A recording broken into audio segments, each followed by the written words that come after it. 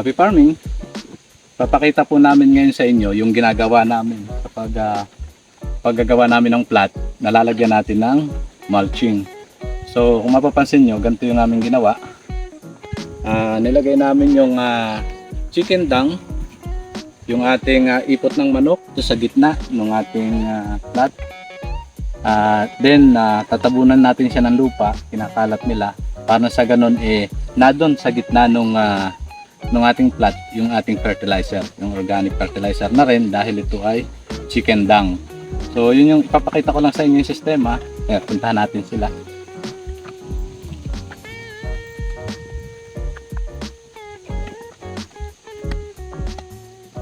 Usually ganito yung ginagawa namin kasi kailangan medyo maganda yung pagka-plat ng ating lupa. Kaya ang ginagawa niya, medyo siya yung nagse-semi-finish bago natin lagyan ng ating plastic mulch. So pinapantay niya, tapos yung isa siya talaga yung nag-aayos. So ito yung ginagawa niya para maghalo yung ating fertilizer doon sa lupa. Kasi pagka puro na yung ating chicken manure, doon mapapatapat yung pagtatanim ng halaman, posibleng mamatay pa siya. Kaya ang ginagawa namin, medyo dito na hinahalo, lalo't pag may time kasi na medyo basa yung ating ipot. So kino-concentrate namin dun sa gitna, then tinatabunan ng lupa bago lalagyan ng plastic mulch. Siya yung isang punta natin.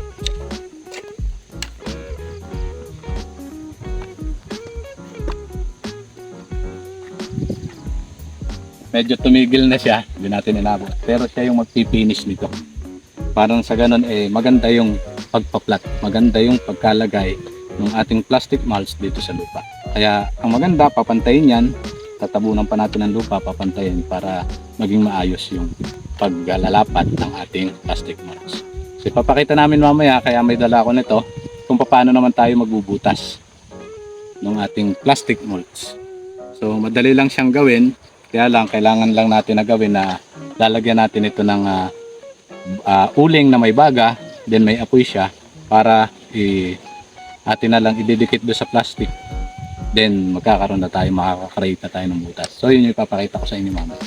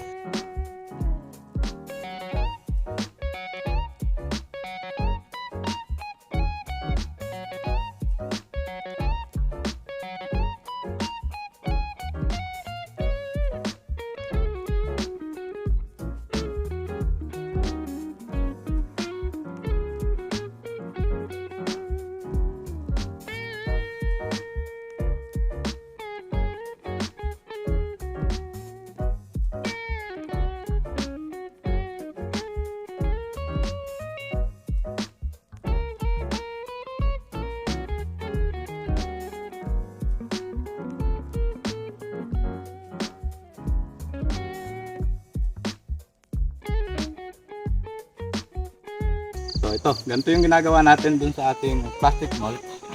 Pansamantala, tinutusukan muna natin bago natin lagyan ng lupa. So ganun lang.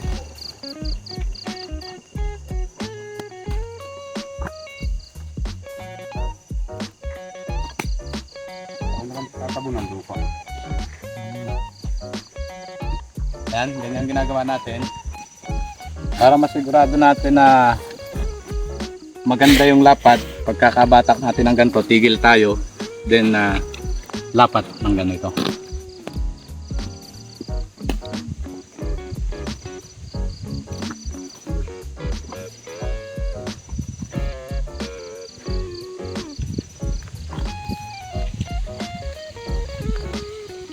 Then pwede na natin lagyan siya ng lupa.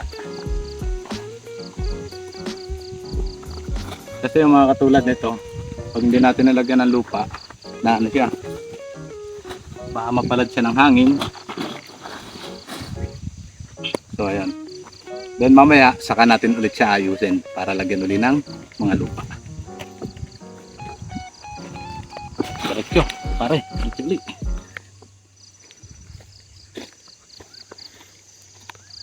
Mas maganda doon sa ginagawa natin, isusuot natin yung isang rolyo ng plastic mulch doon sa kawayan para sa ganun, tuwang na lang yung 2 tao. So, 2 tao dapat simulan. So ayan, ganito. Angat ka muna doon. Yan, tusok tayo ng kawayan. Lagay ng lupa.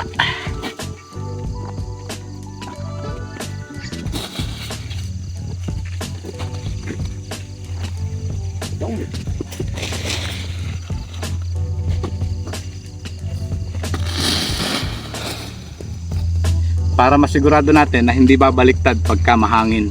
So ganun yung ginagawa natin.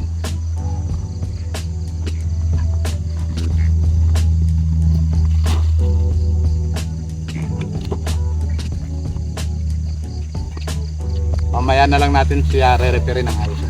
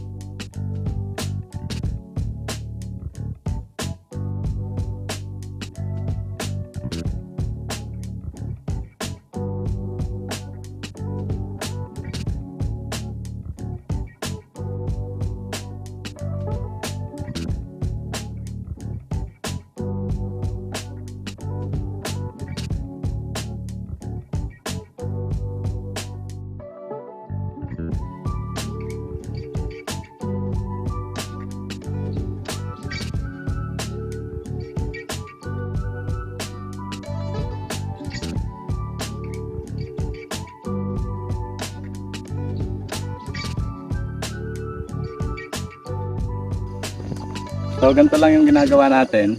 Bali, may panuka tayo para nasa ganun maganda yung distance. Then, doon natin siya bubutasan. Para yung kabila, na-estimate natin doon naman. So para siyang hakbang. Triangle siya, parang hakbang, zigzag. So ganun yung ginagawa natin pag nagtatanim tayo ng pag nagbubutas tayo ng ginagawa natin.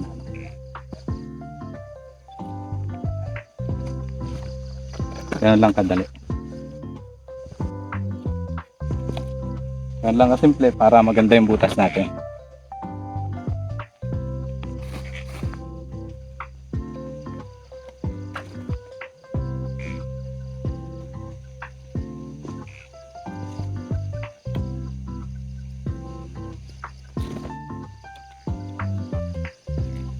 Para maganda yung distance, kumuha tayo ng panukat. So doon. Then doon. Triangle. Ang ating ginagawa. So ganun lang kadali yung pagbubutas ng ating plastic mulch. Kung mapapansin nyo, medyo hapong-hapon na ngayon, malapit ng dumilin. Pinipilit lang namin kahit paano matapos yung trabahong to para bukas ibang activity na naman yung gagawin natin.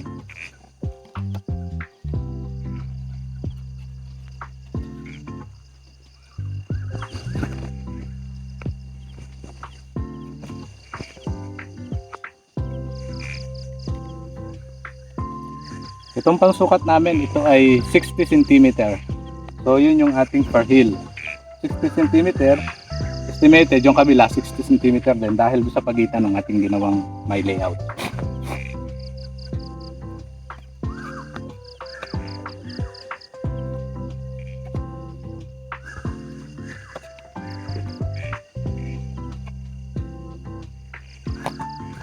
Sana nakapag-share kami ng idea namin.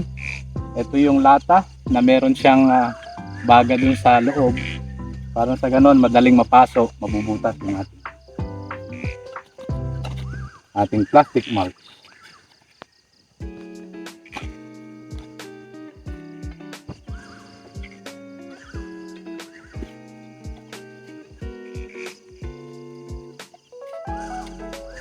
Importante yung ating baga medyo malakas, parang sa ganun isang dikit mo lang ano na siya, butas na siya.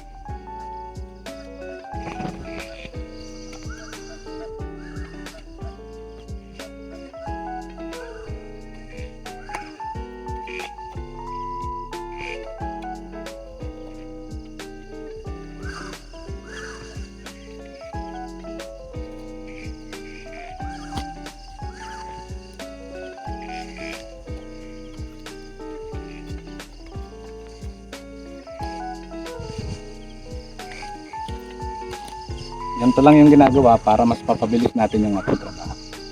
Pwede namang wala ng panukat, i-estimate na lang. Pwede namang ganun. Kasi kita mo na naman yan, estimate mo na. Ganun lang pag pinadali natin yung trabaho.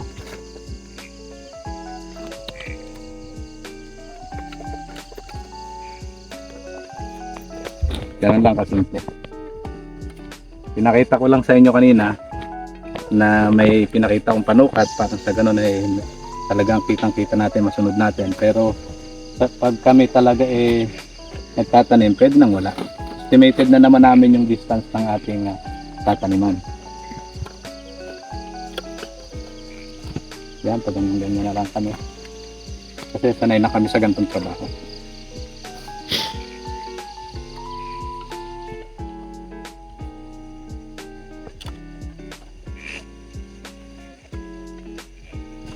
Sa mga makakapanood ng video nito, sana nakapag-share kami sa inyo. Yun lamang, maraming salamat and happy farming!